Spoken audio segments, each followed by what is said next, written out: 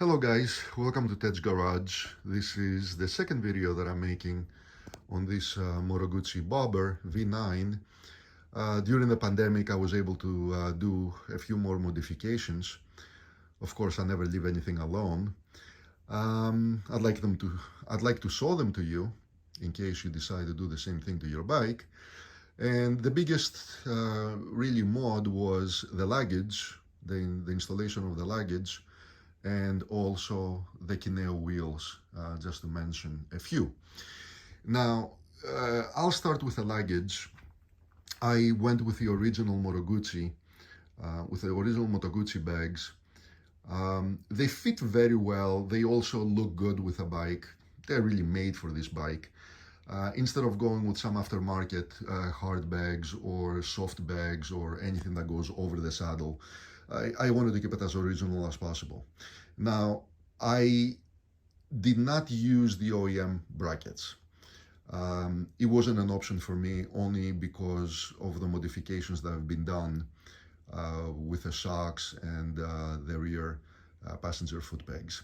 Now, I will remove this bag, one of them, so that you can see what it looks like without them. If you look over here, okay, right over here, there is this button that you push and releases the bags, but you also have the option, if you cannot get to it, of this string. As you pull it, you can see it moves and you can release the bags. Now, I will remove the bag. It's very easy to remove, by the way, and I will go in depth. Let's put this on the side for the time being. All right, now, okay. My problem was that the aftermarket shocks are much wider than the originals, and also the rear tail bag mounting bracket extends everything further out. These Motec brackets, they are made to fit without the rear luggage bag and also with the stock shocks. And the other problem, so it took literally half a day to modify them and able to install them. Now, the reason why I didn't use the original brackets was because this the passenger foot pegs, they come from a V7 racer, and unfortunately it interferes with the OEM brackets. The other problem that I had with the OEM brackets was that once you remove the luggage, they look absolutely awful. They are actually huge, and you have brackets going from the back over there. From the back, there is another bracket that mounts back here and wraps around. It is absolutely awful. Once you remove the luggage, it completely ruins the look of the bike. So these Motecs, that I believe they're made in Germany, they have a unique mounting system, which I prefer it over the original, because you can actually mount whatever bag you like. You can even mount an adventure fuel tank. So this is what they sell you. They sell you this plate that you see right over here. You can screw on to whatever bag you decide to use, and then I don't know if you remember when you pull the string or you push the button like this and releases everything. Okay, so you do have the option of mounting whatever bag you like, which is absolutely awesome. Now, this over here, it is what came off the original bags, the Moto Guzzi bags, and this is their mounting system, which works very good, but it will only work with the OEM brackets. Okay, so so much for the luggage. Okay, while I'm in the front over here, I will show you these guards that I made for the forks. Unfortunately, I was getting a lot of chips on my forks from the rocks, and I made these out of aluminum. They're mounted with double-sided tape, so they can be removed very easily in case I have to service the forks, and for whatever reason, if I ever have to remove them. Okay, the next thing that I did was I installed this beautiful cover for the headlight. It's made out of brushed aluminum, and then the Moto Guzzi logo, it is etched in an insert made out of stainless steel. Very nice. Okay, now I replaced the front wheels. I replaced the stock cast wheels with these beautiful Kineo wheels from Italy. I went with a gloss black with aluminum anchors for the spokes, black spokes, and natural bright silver aluminum hubs. You can order them with whatever combination you like. They have quite a few different color combinations, and also I replaced the tires. I went with the Dunlops that they come on the new Moto Guzzis. I honestly prefer the Continentals that came original with this bike. They were much better tires. They rode a lot better, and also the bike didn't track on the road. I find these tires to catch all the ridges on the road and sort of give you a kind of rough ride. I'm not a big fan of those tires, but unfortunately that's the only option that I had. The only way that I can buy the Continentals that were there before was only with white wall, and white wall was a big no. All right, now this is not new, but I believe that I forgot to mention it the last time. This is a skid plate that was bought from AF1 Racing, and it's pretty robust. It's pretty heavy gauge aluminum. The only drawback of this skid plate is that you must remove the skid plate to do an oil change. There is no other way of getting to the oil filter. Now, it's only 4 bolts, no big deal. You can remove it, and also you can clean underneath. So that's pretty good. Okay, and I would like to mention that for the V7, it is an identical plate that they sell, and that is from AF1 Racing, except that the mounting holes, they're located a little different. On the V9, the skid plate is pushed a little more forward to clear the oxygen sensors in the back. Other than that, it is an identical plate. Okay, the other thing that we did to this bike was I replaced the Puig aftermarket foot pegs that I had, and I went back to the originals, but this time I also installed the covers. What you do here is you remove the rubber insert that they have, and you put these beautiful machined covers, and I also installed the pegs for the rear brake, and the same thing for the shifter. Now, it works fine with the shifter as well, but for whatever reason, Moto Guzzi only sells it as for the peg for the brakes.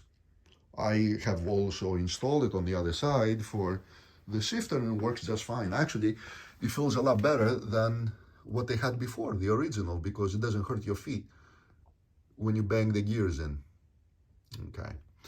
All right. The next thing that I did was I wrapped in leather these the cable for the ABS, and also the hose for the caliper, and I also changed the rotors to a I believe it's Golfer wave, lighter. It has an aluminum carrier, so it reduces the weight. And speaking of weight, the Kineo wheels, I thought they were going to be lighter than the cast stock wheels, but it didn't feel that way. Of course, I didn't put them on the scale to tell you exactly how much they weighed, but it felt about the same, so there were no weight savings. Now, the next thing that I did was I bought this holder for the Easy Pass. It is made by a company, let me see if you can read this. Okay, Wet Coats. Okay, you can buy it from Amazon, carries it. It's made out of real nice thick leather, It's made here in the United States, and it's really a quality piece. By the way, it is mounted with Velcro, so you can actually remove the entire holder and transfer it to another bike. Over here, I don't know if you remember on the first video, but I had this phone mount that looked like the horns from a bull. I went with this company called Rockform. Okay, it's very easy to mount and dismount, and it holds the phone very securely. What you do is you twist to defeat the strong magnet that they have, and then they have this piece over here, this plastic piece that you can buy separately from them, and you can mount whatever phone or GPS you like. The teeth over here mesh into this, and this strong magnet keeps everything in place. Very easy to remove and very easy to mount, as you can see. All right. Now, I don't remember if I mentioned this, but I made this piece over here out of aluminum. This particular piece, I made it because the frame for the rear tail bag, the welding that Moto Guzzi did was absolutely awful. It looked so unfinished. A beautiful bike with unfinished welds. I mean, it was like, what were they thinking? So I made this piece just to cover it. And the other thing that I did was, because of this bracket over here interferes, and also the luggage when it's mounted, I had to reverse the holders, these mounts, for the rear blinkers. Now I'm gonna put the other bag back on so that I can give you some views of what the bike looks like when the luggage is mounted. Okay, let's see if I can do it with one hand. Come on. No. It's very easy to do with two hands. I'm gonna have to put the phone down for a second.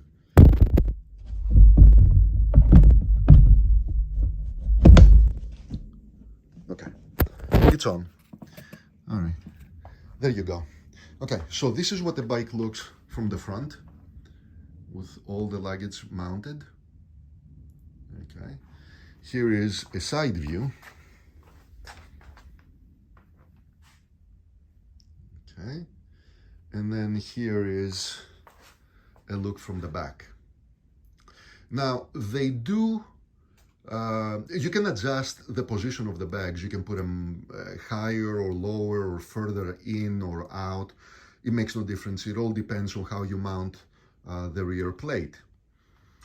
The next thing that I did was I replaced, I had a carbon fiber license plate frame, which didn't really look it didn't look good on this bike. So I went with this WeatherTech billet aluminum frame, and then in the back over here, I made the plate. I don't know if you can see it. It may be a little too dark. Right over here. Okay, I don't know if you can, I can't get a good shot, but I made this plate out of aluminum for easier cleaning.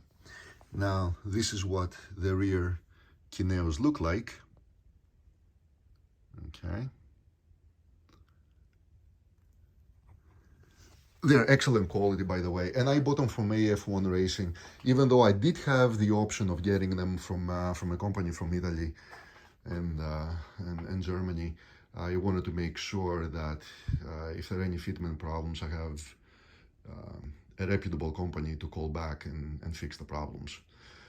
Okay, I think I described just about everything that has been done to this bike. I am sure I've missed something. I did quite a bit through the pandemic. I had plenty of time to play over here with my baby. Anyway, if you have any questions for whatever you see that you would like to know, you can email me at theomaracas@gmail.com. And I'll be more than happy to answer whatever questions you might have. All right. Have a good day, and I'll see you next time.